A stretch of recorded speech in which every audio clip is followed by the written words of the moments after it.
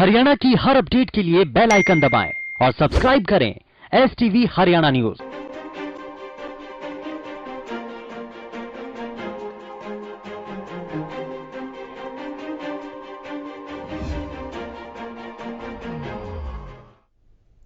नमस्कार, आप देख रहे हैं हमारी खास पेशकश और मैं हूं आपके साथ शुभेंदु सिंह। हरियाणा में बीते दिनों हुई बारिश के बाद से साइबर सिटी गुरुग्राम की आज की तस्वीरें और भी ज्यादा चौंकाने वाली हैं, क्योंकि लगातार होती बारिश की वजह से गुरुग्राम हो चाहे हरियाणा प्रदेश के अलग अलग हिस्से हों, वहां पर सड़कों पर पानी जमा हो चुका है, सड़कों पर जाम की स्थिति बन गई है। और ये तस्वीरों के जरिए आप देख रहे हैं कि सड़कों पर पानी इतना ज्यादा बढ़ गया है कि वहां पर लोगों के द्वारा नाव भी चलाई गई है। हालांकि कई जगहों पर सड़क धंस गई है। सड़क धंसने की कई जगहों से शिकायतें मिल रही हैं। कई जगहों से ऐसी ही तस्वीरें सामने आ रही हैं जहां पर फ्लाईओवर हो वहां टूटने की खबर है, या फिर जो रास्ते हैं या जो सड़कें हैं वो जमीन वहां पर धंस चुकी है। ये तस्वीरें भी इससे पहले हम आपको दिखा रहे थे। और साथ ही साथ साइबर सिटी गुरुग्राम का जो हाल है वो किसी से छुपा नहीं है।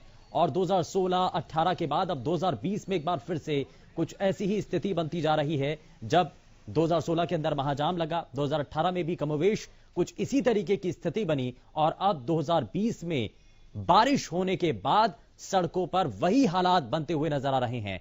सड़कों पर पूरी तरीके से पानी जमा हो चुका है, तालाब जैसी स्थिति सड़कों की बन चुकी है। लोगों का उन सड़कों पर चलना मुश्किल है, और जो हिम्मत करके अपनी गाड़ी को वहां से निकालने की कोशिश भी करते हैं तो वो उस पानी के अंदर, जल भराव के अंदर फंस जाते हैं। ये एक मुश्किल है, और उसी वजह से जो गाड़ियां वहां पर खराब होती चली जाती हैं, उसकी वजह से एक लंबा जाम सड़कों पर नजर आता है। आज की तस्वीरें भी आप कुछ इसी तरीके से नजर आती हैं, और इफ्को चौक पर सड़क धंस जाती है। ये एक शिकायत वहां से जो है सामने आ रही है। और ये 3 तस्वीरें हम आपको दिखा रहे हैं जहां पर सड़कों पर पानी जमा होता हुआ नजर आया। बारिश हो रही है, और बारिश होने के बाद सड़कों की आज की स्थिति क्या है वो हम आपको दिखा रहे हैं। गलियां हों, सड़कें हों, और सड़क तो अब इस रूप में देखने को मिल रही है कि वहां पर जल जमाव इतना हो चुका है कि सड़क पर नाव चल रही है। आप ये समझिए कि ये कोई तालाब नहीं है, ये कोई समुद्र नहीं है, ये कोई नदी नहीं है, ये सड़क है जो कि पानी अब पूरी तरीके से उसके ऊपर आ चुका है। और पानी इतना ज्यादा है कि वहां पर अब गाड़ी नहीं चल रही है, ना बाइक चल रही है, ना स्कूटी चल रही है, ना कार चल रही है, यहां पर अब नाव चल रही है। और ये ऐसे हाल साइबर सिटी गुरुग्राम के हैं जहां पर अब लोगों के सामने बहुत ज्यादा मुश्किलें हैं। लोग अपने घरों के अंदर कैद हो चुके हैं। घर से बाहर निकलना लोगों के लिए बहुत मुश्किल हो चुका है। ये एक चुनौती बन चुका है कि वो अपने घरों से बाहर कैसे निकले। लेकिन अब प्रशासन के सामने भी चिंता बहुत बड़ी है, चुनौती बहुत बड़ी है, क्योंकि इससे पहले, क्योंकि जब मानसून आया उससे पहले तो लाख दावे किए जा रहे थे, बड़े बड़े दावे थे कि ऐसा कोई भी तस्वीर देखने को नहीं मिलेगी जिसमें जाम होगा, जिसमें सड़कों पर पानी भरा होगा। लेकिन देखिए ना, ये प्रशासन के दावों की पोल कैसी खुली, अब ये आप अपनी टीवी स्क्रीन पर इस वक्त देख रहे हैं। और इन 3 तस्वीरों के जरिए आप बेहतर तरीके से समझ सकते हैं कि पूरे प्रदेश की क्या हाल है, पूरे प्रदेश की क्या स्थिति है। और ये साइबर सिटी गुरुग्राम की हम अलग अलग तस्वीरें भी इसलिए आपको दिखा रहे हैं। ये हाईटेक सिटी है, ये वो सिटी है जहां पर बहुत ऊंची ऊंची लंबी लंबी इमारतें हैं, जहां पर मल्टीनेशनल कंपनियां आती हैं, वहां पर काम होता है। दुनिया भर के अंदर एक अलग पहचान होती है। लेकिन यहां पहचान 2016 के बाद साइबर सिटी गुरुग्राम की क्या बदलती चली जा रही है। महाजाम की ये जो तस्वीरें इससे पहले 2016 में हमने देखी, उसके बाद 2018 यानी कि 2 साल बाद फिर से कुछ ऐसी ही तस्वीरें देखने को मिली। और अब 2020 के अंदर ये जो हालात हैं, क्या वही संकेत दे रहे हैं, क्या उन्हीं तस्वीरों की तरफ इशारा कर रहे हैं? और यही एक बड़ा सवाल है कि सड़कों पर पानी भरा हुआ है, सड़कें पूरी तरीके से लबालब हैं, समुद्र बन चुकी हैं। लोग उस पर चलने से कतरा रहे हैं, डर रहे हैं, क्योंकि अगर वहां से गुजरा जाएगा तो वो गिर जाएंगे, उनको चोट लग जाएगी, अब हादसा कभी भी हो सकता है। और कई ऐसे ही तस्वीरें देखने को मिली जब इन सड़कों पर निकलने की हिम्मत जिसने की वो चोटिल हो गए, वो घायल हो गए।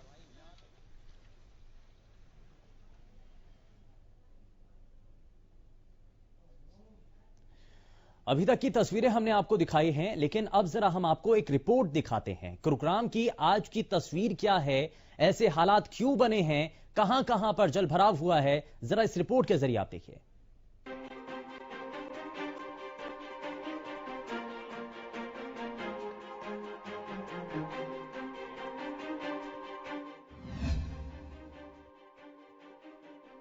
जब तक बारिश नहीं हो रही थी, सबकी नजरें इंद्र देवता की तरफ आशा भरी निगाहों से उठ रही थी। लेकिन जब इंद्रदेव मेहरबान हुए तो ऐसे मेहरबान हुए कि बारिश आफत की बारिश में तब्दील हो गई। बारिश के बाद गुरुग्राम के इफ्को चौक में सड़क धंस गई।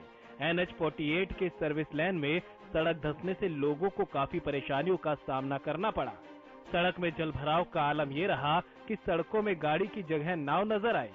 अति आधुनिक तकनीक से बनाए गए अंडरपास भी लबालब पानी से भर गए।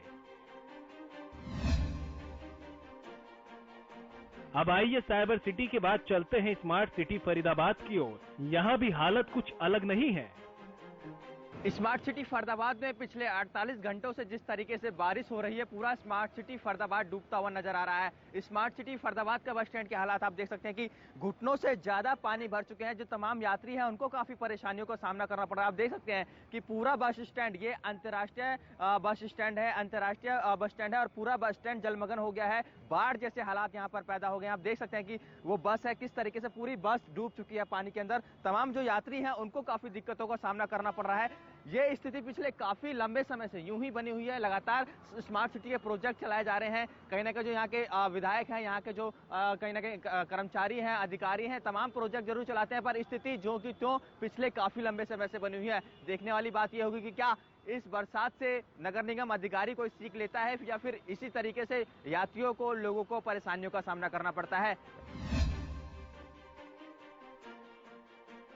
उधर बल्लभगढ़ में बारिश के बाद सड़कें और गलियां दरिया में तब्दील हो गई। क्या तो ये बरसात में हर जगह का वही हाल है। भवन डूबा हुआ, एक फ्लोर नीचे लोगों का। मेन रोड जो है जवाहर कॉलोनी से आ रही है, सोना रोड की तरफ जा रही है, ये डूबा पड़ा है। दुकानों के अंदर पानी पड़ा हुआ है। पीने के लिए पानी नहीं मिल पा रहा है, बिजली कटी पड़ी है। सारी समस्याएं हैं। बारिश और जलभराव की स्थिति झज्जर शहर के पुराने बस स्टैंड पर भी बनी रही। यहाँ पुराने बस स्टैंड के अंदर 6 से 7 फीट तक पानी भर गया। झज्जर के बस स्टैंड पर खड़े हैं, जहाँ पर पूरी तरह से जल भराव नजर आता है। यहाँ पर PWD और रोडवेज के कर्मचारियों का और अधिकारियों का टकराव साफ देखा जा सकता है। यहाँ पर 2016 में इस नए इसमें शिफ्टिंग हो गई, उसके बाद में समस्याएं लगातार बनी आ रही है। फतेहाबाद में भी बारिश आफत की बारिश साबित हुई, जब यहाँ भी सड़कें और गलियां पानी में समा गई। देश के अंदर लगातार बरसात का दौर चल रहा है और हर जगह जो है तेज बरसात के साथ साथ जो है इसकी परेशानियां भी अब सामने आने लगी हैं।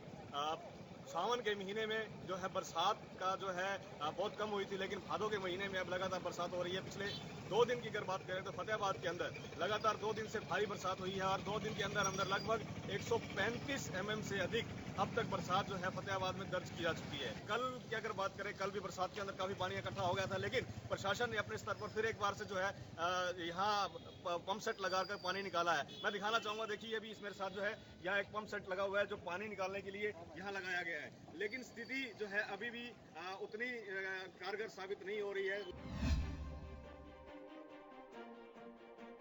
सोनीपत में इंद्र देवता की मेहरबानी लोगों के लिए मुसीबत साबित हुई। जिला सोनीपत में लगातार हो रही बारिश की वजह से शासन और प्रशासन की बड़ी लापरवाही की वजह से जनता परेशान है। और बात करें तो यहाँ पर आप मेरे पीछे देख सकते हैं कि पानी की बिल्कुल यहाँ पर भरमार हो चुकी है, क्योंकि यहाँ पर जो नाले हैं और जो नालियाँ हैं वो बिल्कुल ठप पड़ी हैं और जो कि लगातार हो रही बारिश की वजह से जनता परेशान है, जहाँ प्रशासन की बड़ी लापरवाही है। क्योंकि अगर बात करें तो लगातार यहाँ के जो नाले हैं और नालियाँ हैं वो बिल्कुल ठप पड़ी हैं, उसकी वजह से यहाँ पर रोड पर भी पानी भर जाता है। जो कि यहाँ पर बात करें तो स्टेट हाईवे भादरगढ़ की ठेकेदार की बड़ी लापरवाही, क्योंकि उसने अधर में काम छोड़ा है और वो नाला भी अधर में छोड़ा है, तो काफी नुकसान भी होगा। यानी बारिश के बाद हरियाणा डूबा डूबा सा है। ऐसे में इसको क्या कहें, सड़कें और गलियां डूबी या फिर सरकार की वो तमाम योजनाएं डूबी जिसमें करोड़ों रुपए खर्च किए गए। Bureau report, Haryana news. तो ये रिपोर्ट देख करके आपको बहुत कुछ अंदाजा लग चुका होगा कि हरियाणा प्रदेश की आज की स्थिति क्या है, बारिश के बाद साइबर सिटी गुरुग्राम के हाल क्या हैं। और जरा अब आपको प्रदेश के अलग अलग हिस्सों की तस्वीरें भी दिखाते हैं, लेकिन सबसे पहले आपको उसमें फरीदाबाद लिए चलते हैं। फरीदाबाद से हमारे संवाददाता राजा पटेल सीधे हमारे साथ जुड़ चुके हैं, जरा उनका रुख कर लेते हैं। राजा, सबसे पहले बताइए कि बारिश के बाद की आज की तस्वीरें फरीदाबाद के अंदर क्या देखने को मिल रही हैं और आज हालात क्या है, स्थिति क्या है? बिल्कुल, देखिए सुवेंद्र, पिछले 48 घंटों से जिस तरीके से फरीदाबाद में रुक रुक कर बारिश हो रही है, पूरे फरीदाबाद की बात करें, फरीदाबाद विधानसभा की बात करें, एनआईटी विधानसभा की बात करें, बल्लभगढ़ विधानसभा की बात करें या फिर बड़गल विधानसभा की बात करें, चारों विधानसभाएं डूबती हुई नजर आ रही है। इस वक्त हम एनआईटी विधानसभा में खड़े हैं। यहाँ से कांग्रेस के विधायक नीरज शर्मा विधायक है। मैं आपको दिखाना चाहूंगा जो ये सड़क है, मुख्य सड़क है, पूरी सड़क पर इसी तरीके से पूरी एनआईटी विधानसभा में बाढ़ जैसे हालात हैं, लोगों के घरों में कहीं ना कहीं पानी घुस गया और खुद जो विधायक है नीरज शर्मा, उनके घर के अंदर भी पानी घुस गया। तो साफ तौर पर आप अंदाजा लगा सकते हैं, जब विधायक के घर के अंदर कहीं ना कहीं जो सीवर का पानी, जो बारिश का पानी घुस जाए, तो आप खुद अंदाजा लगा सकते हैं कि किस तरीके का विकास फरीदाबाद में किया जा रहा है।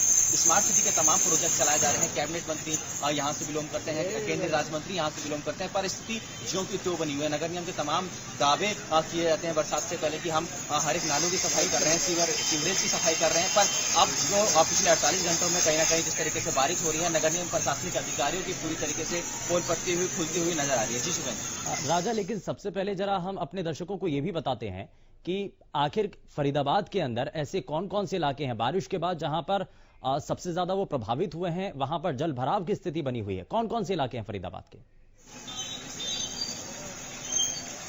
जी बिल्कुल, देखिए मैं आपको बताऊं कि सबसे ज्यादा हालात खराब है वो एनआईटी विधानसभा में है। एनआईटी विधानसभा क्योंकि तमाम घरों में कहीं ना कहीं बरसात का पानी घुस चुका है और बाढ़ जैसे हालात एनआईटी विधानसभा में बने हैं। तो बात करें दूसरी तरफ फरीदाबाद की, तो फरीदाबाद विधानसभा के दो इलाके हैं, की बात करें, 11 की बात करें, सेक्टर 21 की बात करें, तमाम ऐसे बड़े सेक्टर जहाँ पे बड़े बड़े उद्योगपति रहते हैं, अधिकारियों के कार्य में कहीं ना कहीं रेजिडेंस है, वहाँ पर अधिकारी रहते हैं, वहाँ पर भी कहीं ना कहीं जलभराव की स्थिति है, काफी ज्यादा हालात खराब है। वहीं दूसरी ओर बल्लभगढ़ बस स्टैंड, अंतर्राष्ट्रीय बस स्टैंड है, वहाँ पर पूरा बस स्टैंड कहीं ना कहीं लगा हुआ भरा हुआ है। लोगों को काफी दिक्कतों का सामना करना पड़ रहा है या यात्रियों को काफी दिक्कतों का सामना करना पड़ रहा है। बल्लभगढ़ विधानसभा की बात करें तो कई ऐसे इलाके हैं जहाँ पर जलभराव की स्थिति बनी हुई है। जी लेकिन राजा, आखिर ऐसी स्थिति बन क्यों रही है? ये हाल फिलहाल की तो वजह नहीं है, क्योंकि हर साल जब भी बारिश होती है उसके बाद ऐसे ही तस्वीरें देखने को मिलती हैं। क्या जो आधारभूत ढांचा बना हुआ है वो कमजोर है और उसको ठीक करने के लिए अभी तक कोई कदम नहीं उठा रहे हैं? आप कह रहे हैं कि स्थानीय विधायक के आवास तक जो है पानी पहुंच चुका है। अब क्या इसके बाद नेताजी के घर में पानी पहुंचने के बाद क्या अब प्रशासनिक अधिकारियों को बताया जा रहा है कि पानी निकाला जाए, कैसे निकाला जाए, उसके लिए प्रयास किए जा रहे हैं कि आप?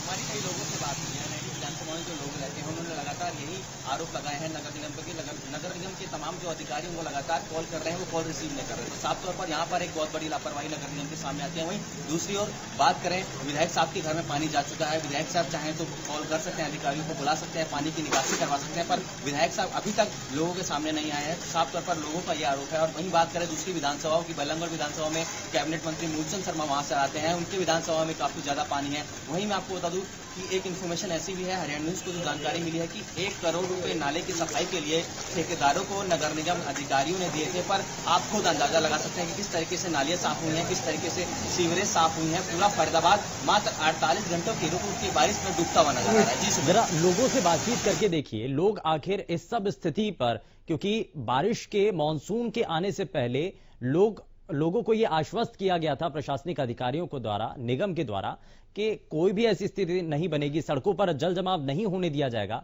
लेकिन बारिश होने के बाद अब लोगों के सामने मुश्किलें बहुत ज्यादा हैं, क्योंकि 2-4 तो लोगों को ही होना है, परेशानी तो लोगों के सामने ही है। लोग इस पर क्या कह रहे हैं? वाकई में लोगों से हम बात करेंगे,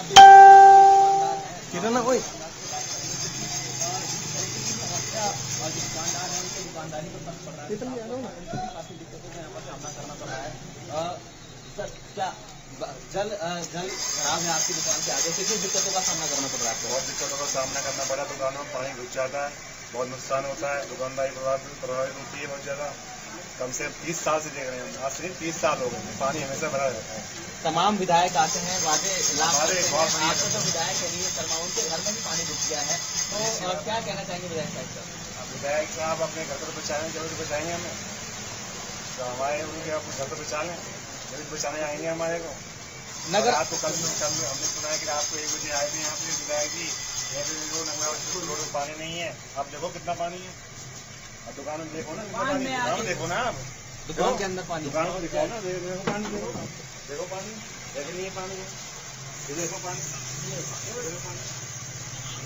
तो आप देख सकते हैं सुबह जो स्थिति है जो कि तो बनी हुई है, आप देख सकते हैं कि किस तरीके से दुकानदार हैं जो एनआईटी विधानसभा के काफी ज्यादा परेशान है, क्योंकि उनकी दुकानों के अंदर भी पानी घुस गया और जो सामान है कहीं ना कहीं वो भी खराब हो गया। तो साफ तौर पर बहुत बड़ी लापरवाही नगर निगम के अधिकारियों की और यहाँ के जो स्थानीय विधायक है उनको भी कोशिश करनी चाहिए इन अधिकारियों को जगाने की, क्योंकि जो अधिकारी सोते हुए नजर आ रहे हैं और कागजों में जिस तरीके से हरियाणा न्यूज के पास इंफॉर्मेशन है सुबह की, जो 1 करोड़ रुपए नालियों की सफाई के लिए, सीवरेज सफाई के लिए खर्च किया गया था, वो आप देख सकते हैं कि स्थिति किस तरीके से है। ये सफाई नगर निगम के अधिकारी द्वारा की गई थी। साफ तौर पर आप देख सकते हैं कितनी जल भराव है यहाँ पर, आगे और भी ज्यादा है क्योंकि लोगों के मकानों में, लोगों की दुकानों में पानी घुस गया, लोग साफ तौर पर गुस्से में नजर आ रहे हैं। जी सुबह बिल्कुल, और ये आप जैसा कि जानकारी दे रहे हैं कि नालों की सफाई के लिए बकायदा फंड रिलीज किया गया था, लेकिन उसका उपयोग किस रूप में हुआ, क्योंकि समाधान तो हो नहीं सका। लोगों के लिए परेशानियां आज भी हैं, पानी सड़कों पर आज भी बना हुआ है, घरों में पहुंच चुका है, दुकानों में पहुंच चुका है। खैर, बहुत शुक्रिया राजा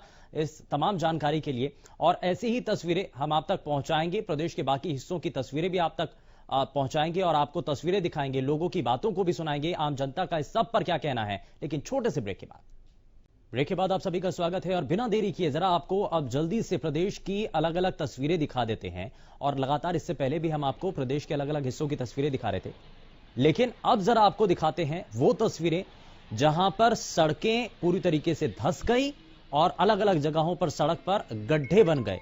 और ये कुछ जानकारी मिल रही है कि ये इफ्को चौक की तस्वीरें हैं जहां पर सड़क धंसने की जानकारी मिल रही है। वहां पर सड़क वहां पर धंस जाती है, और ये हाईवे वाला रास्ता है, यानी कि दिल्ली जयपुर वाला जो रास्ता है, ये उस रास्ते पर सड़क धंसी है। तो बारिश के बाद अक्सर ऐसी शिकायतें भी आती हैं। कई बार ऐसा होता है कि सड़क धंस जाती है, किनारे वहां पर टूट जाते हैं, या फिर फ्लाईओवर में भी दरार आ जाती है, या उसमें कुछ खामी आ जाती है। तो ऐसी शिकायतें भी अक्सर देखने को मिलती है। लेकिन इस बीच जानकारी यहां पर इफ्को चौक से भी आ रही है कि इफ्को चौक पर जो रास्ता है, जो सड़क है, वो धंसती हुई नजर आई है।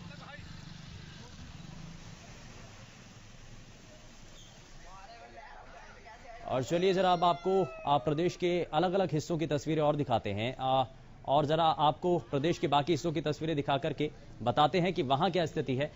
रमाकांत हमारे संवाददाता हमारे साथ सीधे जुड़ चुके हैं, जरा उनका रुख कर लेते हैं। रमाकांत, जरा सबसे पहले बताइए कि आज की तस्वीर क्या है, जानकारी अभी तक क्या है, क्या इंतजाम किए गए हैं, प्रशासन के द्वारा कोई कदम उठाया गया क्या?